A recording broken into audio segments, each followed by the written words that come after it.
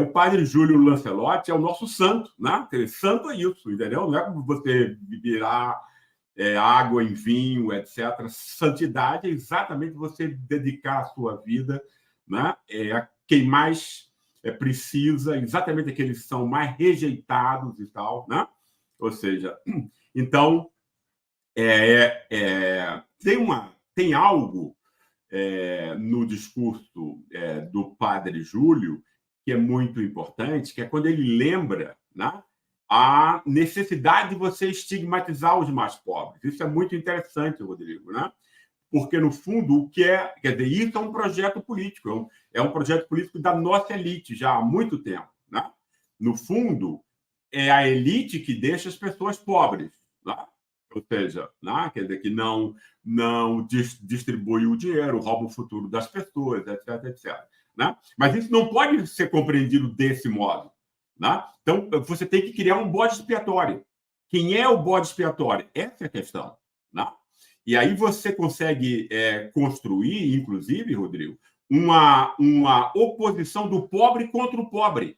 Você inventa uma guerra entre os pobres, no fundo. Né?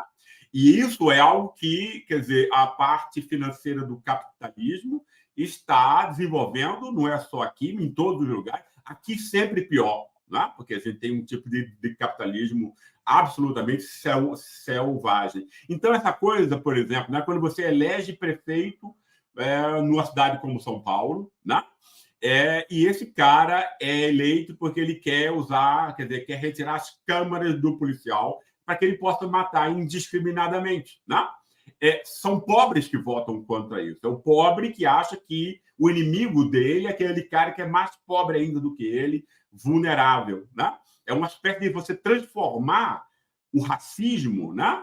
Que ele vai deixar de ser legítimo depois da Segunda Guerra Mundial, substituindo por outros estigmas, que não o racial, mas para perseguir aquelas mesmas pessoas que eram perseguidas pelo racismo racial anteriormente, né?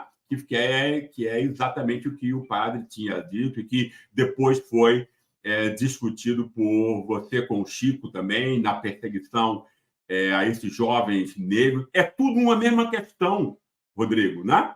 Tudo é uma questão só. A gente tem que compreender desse modo o mundo, inclusive, né? Porque se a gente pega fatos que são fragmentados, a gente não consegue compreender as razões daquilo. Então, a razão para isso, eu acho, né, você criar um estigma artificial. Essas pessoas tinham que ser ajudadas, obviamente. É bom para todo mundo que o Estado ajude, né, a quem está numa situação de necessidade, que, inclusive, qualquer um de nós poderia estar, percebe? Então, é muito, né, quer dizer, é muito mais racional sobre qualquer aspecto político, econômico, etc., que você ajude as pessoas. Por que isso não é feito? Olha, isso não é feito porque você precisa criar o criminoso, né, dessa situação. As pessoas percebem, de alguma maneira, né, que a sociedade, a nossa sociedade é irracional, é um descalabro. Então, você precisa explicar, né, quem é o causador e o culpado desse descalabro. Né?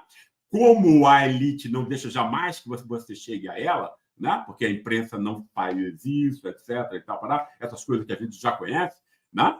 Então, você tem que criar uma espécie de mordomo que vai ser o culpado, entende? De tudo que acontece, do roubo, etc., da insegurança, etc., e tal. E você escolhe quem tem menos defesas em relação a isso, né?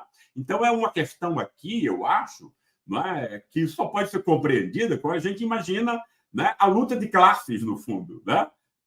Porque isso é uma forma de você legitimar, né? Porque, no fundo, entre nós não tem luta de classes, né, Rodrigo? Porque lutar é você ter minimamente as armas para que você possa entrar nessa briga. Né? Os mais pobres não têm essa arma.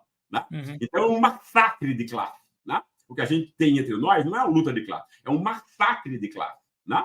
E que se usa, inclusive, desse expediente, né, de criminalizar o mais pobre, né, e possibilitar que o pobre remediado, aquele ganha, por exemplo, de 2 e 5 salários mínimos, né, e que votou em Bolsonaro, na sua maioria, percebe? Né, possa né? Humilhar, criticar, etc., alguém que é mais frágil ainda dele. É aquele negócio do Paulo Freire, mais Sim. uma vez, Rodrigo. Entende? Se você não ensina o oprimido, né, a lutar contra a opressão, e para isso você precisa saber quem está oprimindo você, né, você está criando um novo opressor, que vai fazer Sim. aquilo com quem é mais frágil do que ele ainda.